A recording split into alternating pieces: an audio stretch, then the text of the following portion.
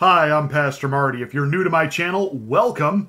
This is kind of a different topic for me to cover because normally I deal with pop culture and politics, sometimes from a biblical perspective and sometimes from my perspective.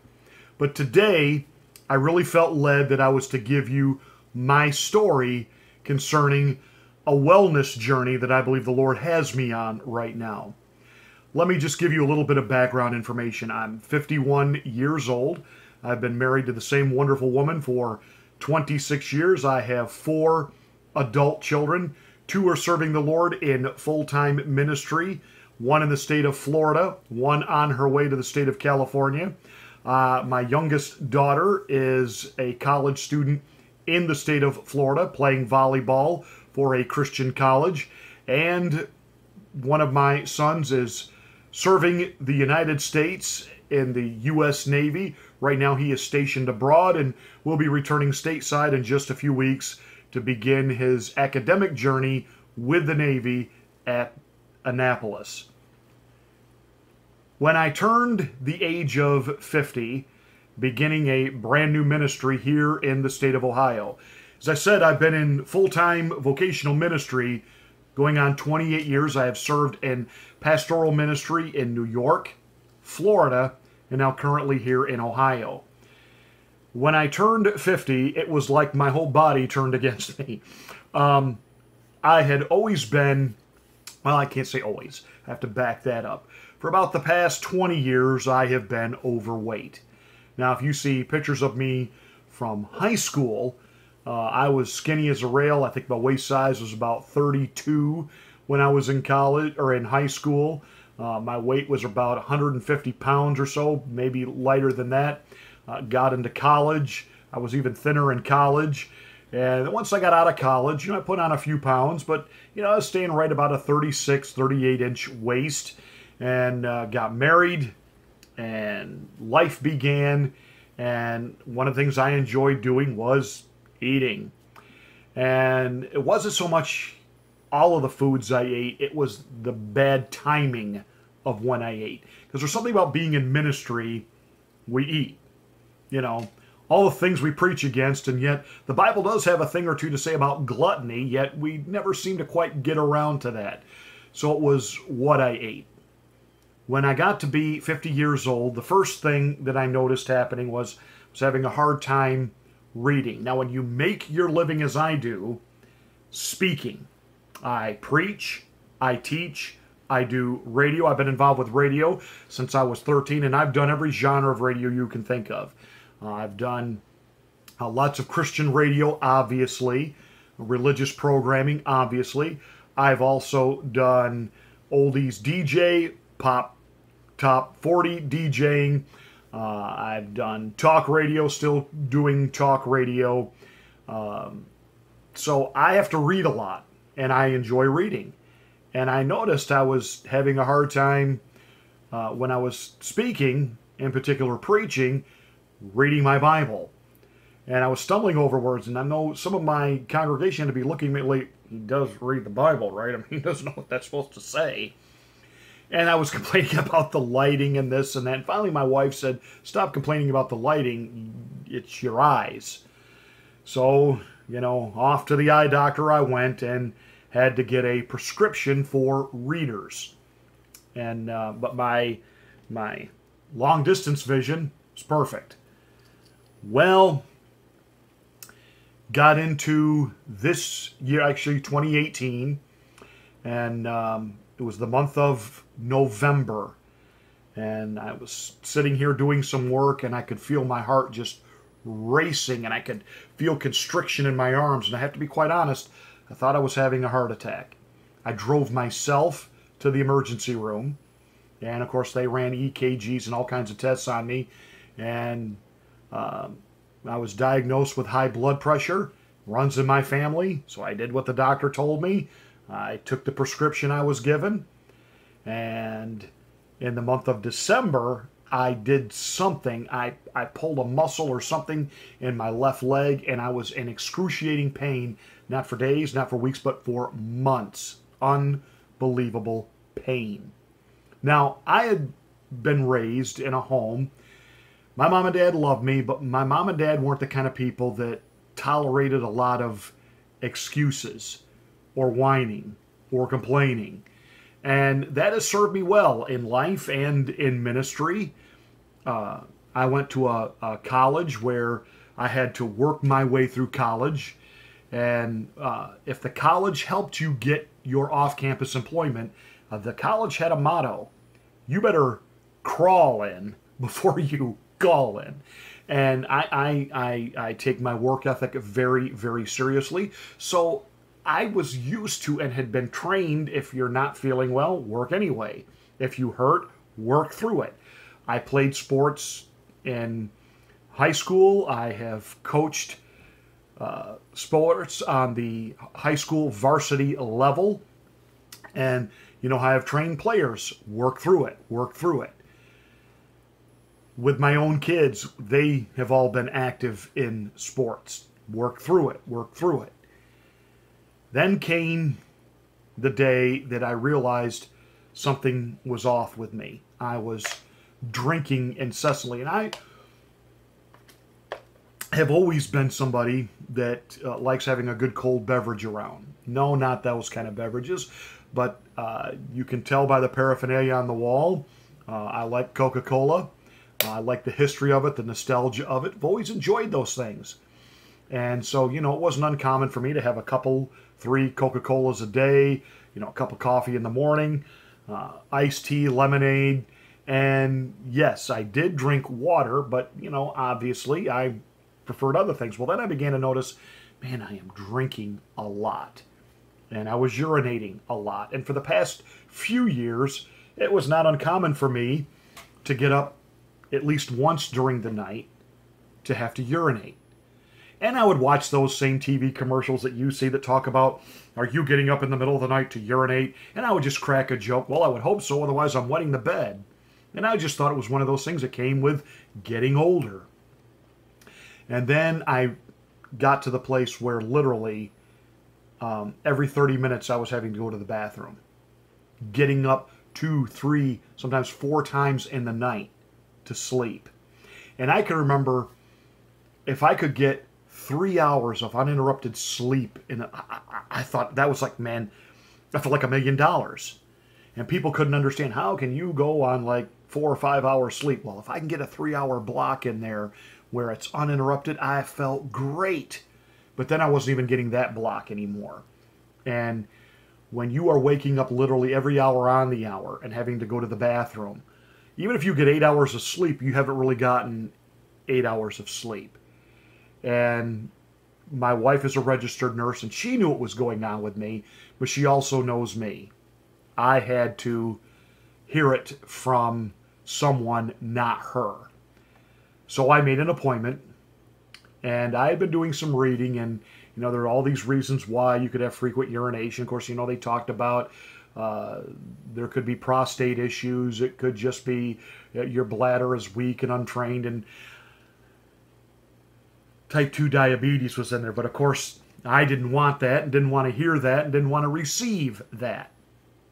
Well, the diagnosis came back even after having what they call a fasting glucose test, which meant I hadn't had anything to eat for 12 hours. My blood sugar was at 340. Diabetic. And when the doctor told me that, I sat there stunned, in disbelief, scared. And basically the doctor said, now look, we're going to treat this with medication, and you know, over time we'll have to, you know, tweak your medication here and there, and then eventually you're probably going to need to be, as you get older, on insulin. But right now, we're going to treat this with some medication, and we're going to work a nice plan with you on helping you modify your diet. And then, to be honest, I kind of tuned out everything she was saying. Drove home, told my wife what the diagnosis was, and broke down. I did. I broke down. This was the reality call that even my kids have been trying to give me. Dad, we want you around. You gotta stop eating like you're eating. Dad, we love you. Please. That diagnosis came to me on April the 26th, 2019. I took that weekend and I shut myself off from the world other than my pastoral duties, and I just started reading everything I could get my hands on about type 2 diabetes. And even here on YouTube, I found two incredible resources. One is a channel called Beat Diabetes with an exclamation point. We'll put a description in the box below. If you've got diabetes, you need to watch this guy.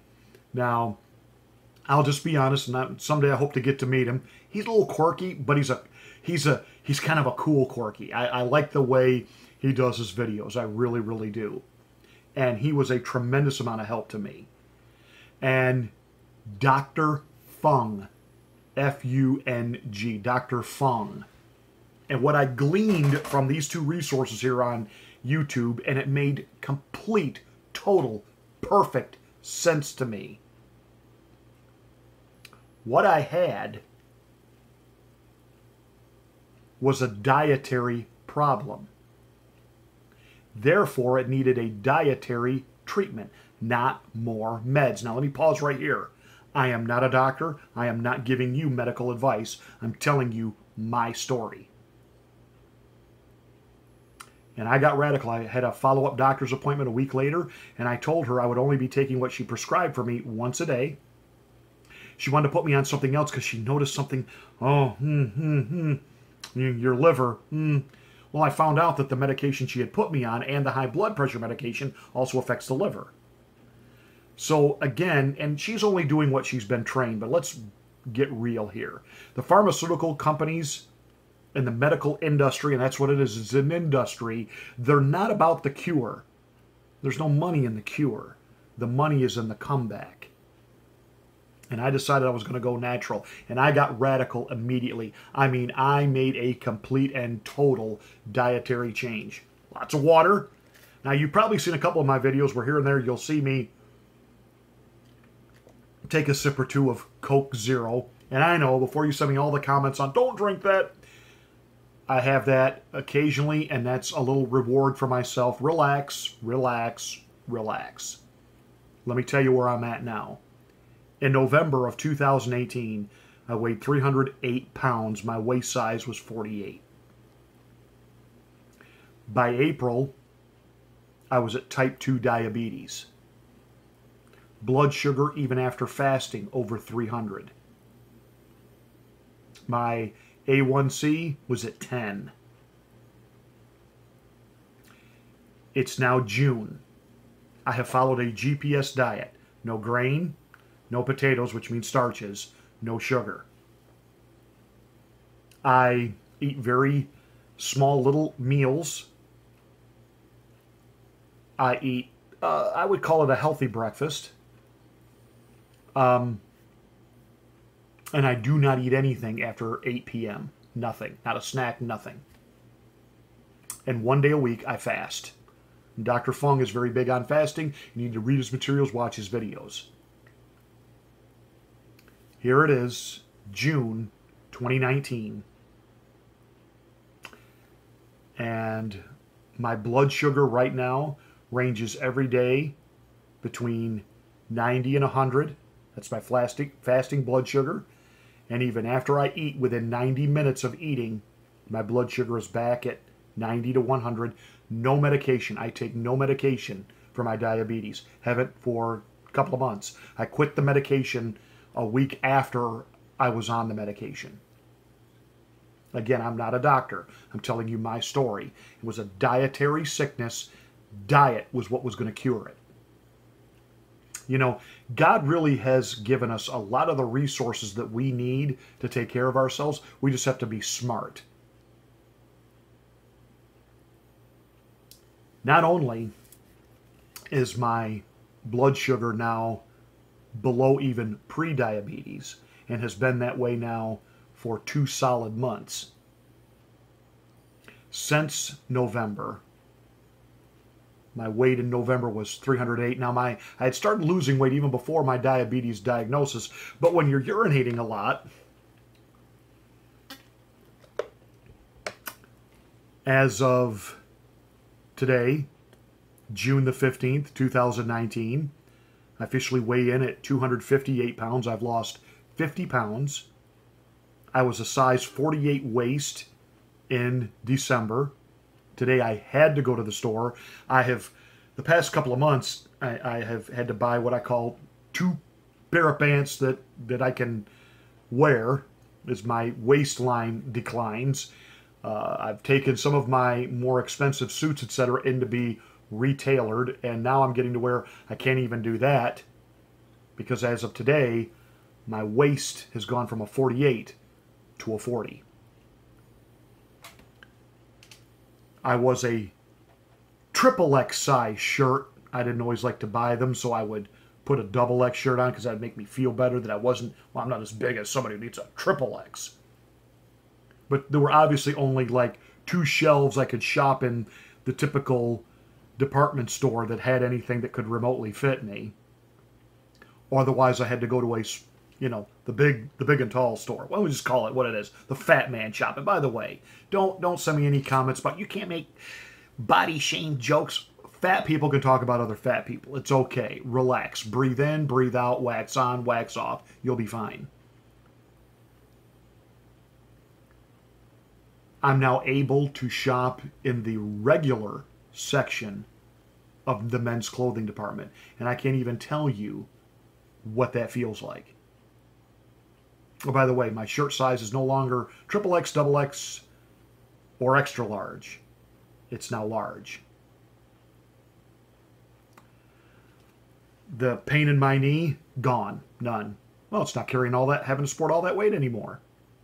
Oh, and I'm off high blood pressure medicine completely. And these are not my prescription glasses.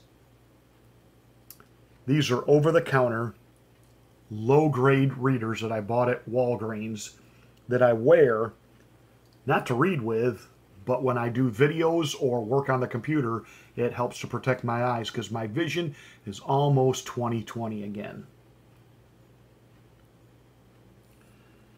Diet. Take care of yourself. Lots of water. Lots of water. Periodic fasting and GPS. No grains. Have a burger. I have a triple cheeseburger. Just don't eat the bun. Stay away from rice. Stay away from starches.